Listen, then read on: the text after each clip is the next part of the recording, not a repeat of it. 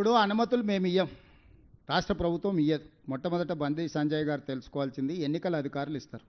ఎన్నికల అధికారులు కేంద్ర ప్రభుత్వం ఇదంతా ఒక వ్యవస్థ. చీఫ్ ఎలక్షన్ ఆఫీసర్ ఉంటాడు, రిటర్నింగ్ ఆఫీసర్ ఉంటాడు. ఈ వ్యవస్థ అంతా కూడా కేంద్ర ప్రభుత్వ పరిధిలో అంటే కేంద్రంలో ఉండే ఒక ఇండిపెండెంట్ అథారిటీ వాటిని చేస్తుంది. ఎవరు అనుమతులు ఇచ్చారు, ఎవరు అనుమతులు నిరాకరించింది అనేది మాకు సంబంధించిన విషయం కాదు, ఎన్నికల అధికారులు ఇవ్వాల్సింది. ఆ సమస్య ఉంటే వాళ్ళతో బండి సంజయ్ గారు మాట్లాడుకోవచ్చు, నాకేం అభ్యంతరం లేదు. మాగంటి గోపి గారి మరణం వెనకాల కేటీఆర్ గారు హస్తం ఉన్నది అని బండి సంజయ్ గారు అంటే ఫిర్యాదు చేయమనుండ్రి. ఇప్పుడు ఫిర్యాదు లేనిది ఒక మరణాన్ని వివాదాస్పదం చేసి రాజకీయ లబ్ధి కోరుకోవాలని నేను అనుకుంటలేను.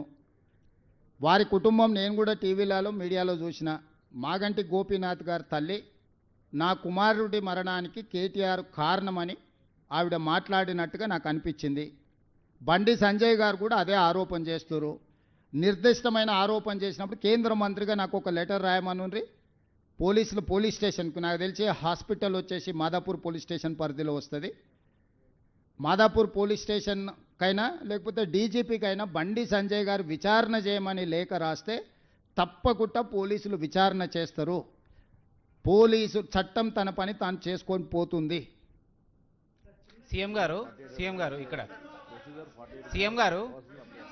బండి సంజయ్ ఇంకొక అప్పీల్ చేశారు.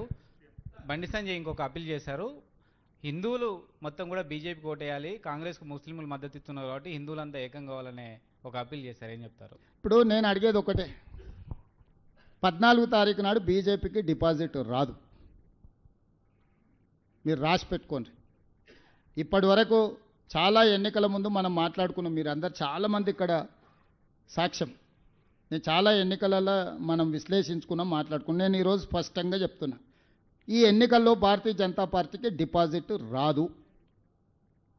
అంటే పూర్తిగా హిందువులు బీజేపీకి వ్యతిరేకంగా ఉన్నారని ఇది రెఫరెండంగా బండి సంజయ్ గారు భావిస్తారా? వాళ్ళ కేంద్ర మంత్రి కిషన్ రెడ్డి గారే గెలవాలని కోరుకుంటలేడా? పాపం బండి సంజయ్ తాపత్రయమేంది?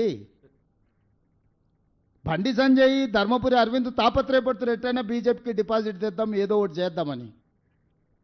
కిషన్ రెడ్డి గారు బ్యాడ్ బ్రదర్స్ ఇద్దరు ఎవరు గెలవాలనుకుంటారో బండి సంజయ్కి తెలియకపోతే ఇంక నేనేం చేస్తా?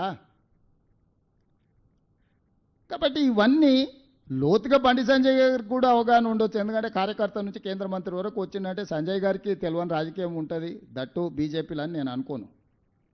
నేను ఈరోజు చెప్తున్నా, రేపటి ఎన్నికల్లో బీఆర్ఎస్ ఓడిపోతుంది, బీజేపీ డిపాజిట్ పోతుంది. బీజేపీ డిపాజిట్ అయినప్పుడు బీజేపీతో హిందువులు లేరు అని రెఫరెండం కింద బండి సంజయ్ గారు భావిస్తే దాని మీద మాట్లాడమన్నారు బండి సంజయ్ గారిని.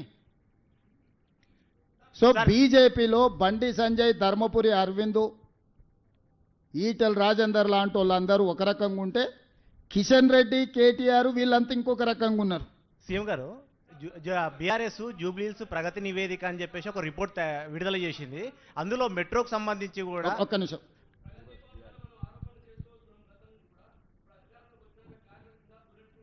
ఉన్నాయి అడిగిన బట్టి గారిని అడిగిన, బాత్రూంలో కూడా బుల్లెట్ ప్రూఫ్ అద్దాలు ఉన్నాయి. బట్టి గారిని నేను అడిగిన, ఇప్పుడు తీస్తే ఇంకెక్కువ ఖర్చు అవుతుందని ఏం చేస్తలే. ఇవే కాదు, ఢిల్లీలో కూడా రాండి, నేను ఉంటున్నా కదా ఢిల్లీలో ఇంట్లో కూడా అన్నిటికీ బుల్లెట్ ప్రూఫ్ అద్దాలు పెట్టించిండు. నిజమే అని చెప్తున్నా నేను. దుర్వినియోగం చేసిండు. ఇప్పుడు తీస్తే ఎక్కువ ఖర్చు అవుతుంది, పెట్టడానికి ఒక ఖర్చు అయింది, ఇప్పుడు అవి తీస్తే ఇంకో ఖర్చు అవుతుంది అని తీస్తలేము. మీరు కావాలంటే ఇటు ఉన్న వాళ్ళు అందరిని తీసుకెళ్తా. ఢిల్లీలో కేసీఆర్ గారు నివసించిన భవనమే నాకు ఇచ్చిండ్రు. బుల్లెట్ ప్రూఫ్ అద్దాలు మొత్తం డోర్లే బుల్లెట్ ప్రూఫ్ డోర్లునే నేను మీకు చూపిస్తా. ఈడ బట్టి విక్రమార్క గారు నేను అడిగిన, అన్న లోపలికైతే బాత్రూంలలో మనం పోలేం కదా, ఏందన్న పరిస్థితి అంటే అన్ని బుల్లెట్ ప్రూఫే ఉన్నాయని మా బట్టి అన్న చెప్పిండు. మీరు కావాలంటే ఒక చిన్న విహారయాత్ర కింద మరి బట్టి అన్న రిక్వెస్ట్ చేస్తా, మిమ్మల్ని అందరం తీసుకుపోయి చూపిస్తా. అధికారులు మీ సమస్యలు పట్టించుకోవట్లేదా? నెలల తరబడి మిమ్మల్ని ఇబ్బంది పెడుతున్నారా? మీ సమస్యకు ఎవరు స్పందించట్లేదా? సమస్య ఏదైనా ఎక్కడి నుంచైనా వెంటనే క్యూన్యూస్ కాల్ చేయండి. మీ తరఫున మేం బాధ్యత తీసుకుంటాం. కాల్ చేయాల్సిన ఫోన్ నెంబర్ 8499019921. పబ్లిక్ వాయిస్, సామాన్యుడి ప్రశ్నాస్త్రం. ప్రతి గురువారం ఉదయం 10 గంటలకు మీ క్యూన్యూస్ హెచ్డీలో నవంబర్ 6 నుంచి ప్రారంభం.